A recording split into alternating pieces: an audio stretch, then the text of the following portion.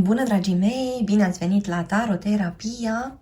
Astăzi facem o citire despre tine și despre persoana care te interesează, ce ar putea să apară între voi doi în perioada următoare. Vom folosi pentru citirea noastră tarotul păgân și acest oracol, Misterii de la Sibila. Haideți să începem.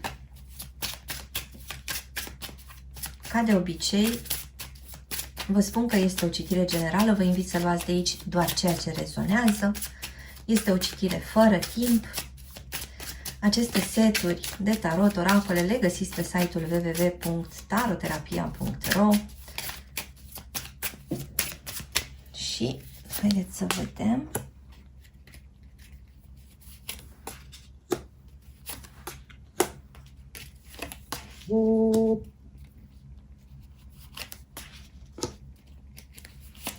În energia acestei persoane avem dorința de apropiere, dorința de a petrece timp de calitate cu tine, ascultătorule, dorința de a se întoarce după niște momente dificile, niște discuții pe care această persoană le poartă cu un bărbat dintr-un semn de foc sau niște discuții pe care această persoană le poartă cu o femeie dintr-un semn de pământ. Ceva a mers pe dos în viața acestei persoane în ultima perioadă și ceva a făcut această persoană să simtă că deciziile nu-i aparțin. Persoana asta s-a confruntat cu foarte multă neputință și este posibil de asemenea ca această persoană să se fi confruntat cu trădarea cuiva. O persoană la care nu s-ar fi așteptat, i-ar fi făcut ceva, ar fi făcut un anumit gest care i-a produs acestei persoane despre care tu întrebi foarte multă suferință. Mai simt aici că vorbim despre cineva care are nevoie de o perioadă în care lucrurile să fie ceva mai line. Persoana asta parcă trecând prin atâtea dificultăți, în momentul ăsta nu mai are foarte multă energie și trebuie pur și simplu să se refacă. În energia ta, în schimb, avem ceva discuții cu mai multe persoane, dar și o atitudine ceva mai rezervată. În energia ta, ascultătorule, avem impresia că lucrurile sunt obținute cu mult efort sau cu prea multă muncă sau intrând în diverse lupte cu ceilalți sau e ca și cum tu consideri că trebuie să fii tot timpul în competiție cu cineva sau că persoana asta trebuie să dicteze regulile și tu te lupți de fapt cu personalitatea sa, cu apucăturile sale, da? Și ți se pare destul de greu să schimbi ceea ce trăiești acum. Mă întreb cum rezonează cu voi. Haideți să vedem mai departe ce ar putea să apară între tine și această persoană în perioada următoare. Persoana asta îți va mărturisi la rândul său că i-a fost foarte greu, că a încercat în toate felurile să rezolve problemele din viața sa sau problemele din cuplu și că nu i-a ieșit mereu așa cum trebuie. Această persoană ți-ar spune că se simte câteodată depășită de ceea ce se întâmplă. Parcă aveți parte de o discuție ceva mai lungă în care fiecare dintre voi spune de fapt ce l-a deranjat. Și în această discuție s-ar putea să apară și ceva indicii pentru niște soluții pe care ați putea să le aplicați împreună. Vorbim aici de asemenea despre cineva care trebuie să se prezinte în fața unui judecător, da? Cineva care trece printr-un proces, de exemplu, sau cineva care a fost la un proces și așteaptă acum o anumită sentință. Avem până acum pe cineva din Pești, pe cineva din Capricorn, cineva din Balanță, de asemenea cineva din Berbec sau cineva din Taur, o persoană din Gemeni, o interacțiune dintre un semn de pământ și un semn de aer, o interacțiune dintre două semne de aer sau o interacțiune dintre un semn de foc și un semn de aer sau dintre două semne de foc. Haideți să vedem ce apare între tine și această persoană în perioada următoare.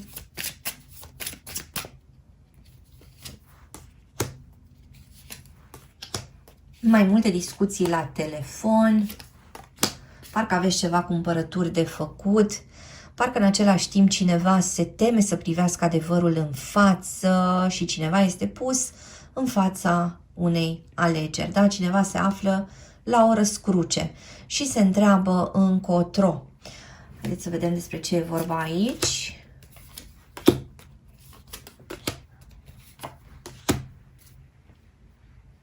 Această persoană încheie ceva. Această persoană închide o poartă și parcă se grăbește către o altă experiență. Această persoană știe că are de închis ceva.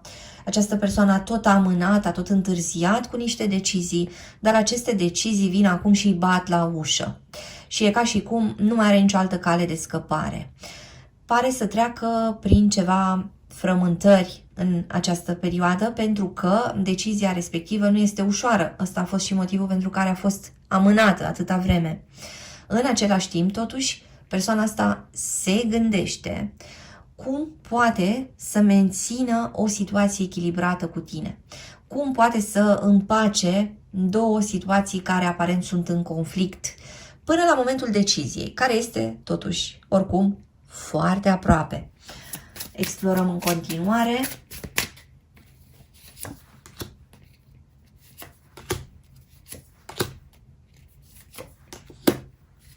Cineva i-a atras atenția acestei persoane că a greșit atunci când a ascuns adevărul. De asemenea, pare că această persoană trebuie acum să aștepte undeva la coadă pentru a ajunge la tine, ascultătorule.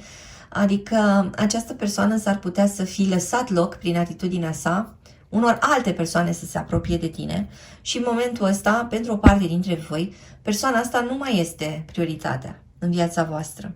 Și atunci trebuie ca el sau ea să își aștepte rândul în liniște, fără prea multă agitație și să suporte de fapt această frustrare. Deci în anumite cazuri persoana asta se simte foarte frustrată că nu mai este acolo pe primul loc, că nu mai stă pe piedestal, că nu mai e centrul universului tău și așa mai departe. Mă întreb cum rezonează cu voi.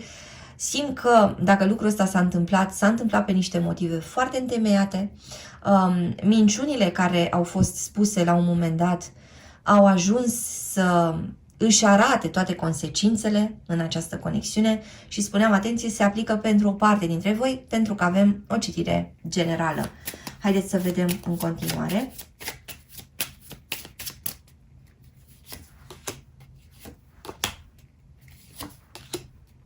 Persoana asta s-a pornit de mai multe ori și s-a oprit de foarte multe ori. În momentul în care situația voastră putea fi transformată, îmbunătățită, înălțată, ceva s-a întâmplat. Pare că persoana asta a pus tot felul de piedici. Și piedicile astea acum sunt conștientizate, adică în momentele sale de liniște, în momentele sale de singurătate, această persoană înțelege niște lucruri. Parcă i-ar pica fisa în legătură cu niște aspecte pe care până acum le negase. Adică e ca și cum această persoană ar fi cumva bântuită de niște aspecte, îi se prezintă în fața ochilor niște lucruri atât de evidente încât nu mai are cum să se ascundă de ele și nu mai are cum să se ascundă de ceea ce au generat aceste lucruri în povestea voastră. Avem aici de asemenea pe cineva din Vărsător sau din Rac. Mai departe.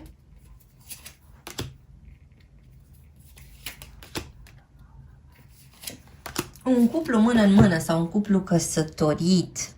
Pentru unii dintre voi, toate aceste fricțiuni s-ar putea să ducă, de fapt, la un loc al medierii și al soluțiilor comune. Pentru unii dintre voi, dificultățile prin care ați tot trecut vor fi transformate în ceva bun. Pentru unii dintre voi, atitudinea asta a lui 5 de săbii va fi transformată într-un 4 de bastoane, adică în loc să ne luptăm unul cu celălalt și să suferim amândoi, hai mai bine să ne luăm de mână și să înțelegem cum am putea să facem să ne fie bine. Pentru că fiecare dintre noi doi se gândește la celălalt. Pentru că suntem prezenți unul în mintea celuilalt, pentru că ne pasă unul de celălalt. Mai simt de asemenea că există aici o atitudine care a fost prelungită. Cineva s-a agățat de niște motive vechi, de o supărare veche. Cineva n-a iertat ceva anume. Și acel ceva a continuat să existe și să fragmenteze raporturile voastre și să nu lase loc pentru noutate și să nu lase loc pentru transformare și pentru creștere. Atenție, vedeți cum rezonează cu voi și cui îi se aplică acest aspect. Haideți să vedem ce mai apare între tine și această persoană.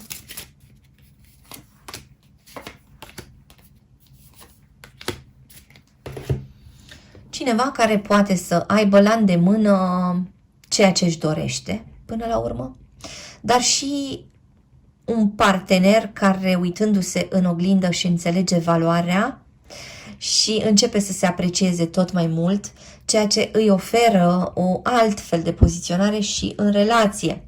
Aici s-ar putea să fie o îndrumare pentru tine, ascultătorule, să te uiți cu mai multă atenție la tine, la calitățile tale, la ceea ce poți face, la abilitățile tale, la ceea ce ai realizat, la ceea ce poți experimenta în continuare.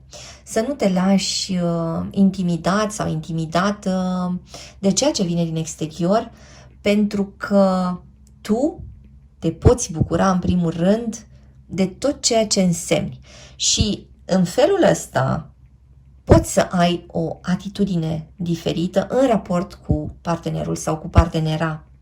În momentul în care atitudinea ta se schimbă și felul în care această persoană te vede.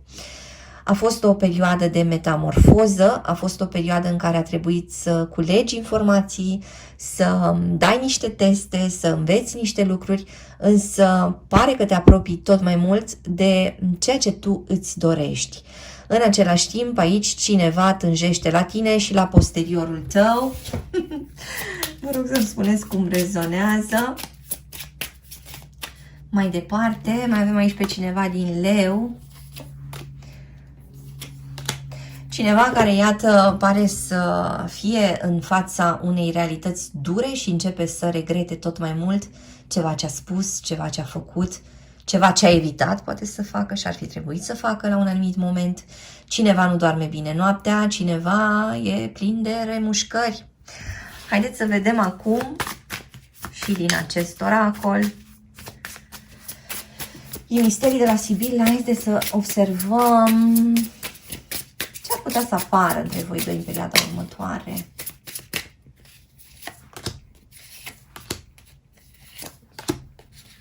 Veți afla despre un inamic. Veți afla că cineva vă poartă sâmbetele, însă odată cu aflarea acestor vești, parcă puterea persoanei respective este diminuată, pentru că veți ști foarte bine de cine să vă păziți și în ce context trebuie să fiți tot mai atenți. Niște momente de bucurie care apar după această dezvăluire. De asemenea, cineva recunoaște că a ținut cu dinții de poziția sa, că n-a vrut să-ți spună de fapt că aveai dreptate. Așadar, cineva reușește să rostească un adevăr care pe tine te face să te simți foarte bine. Haideți să mai vedem.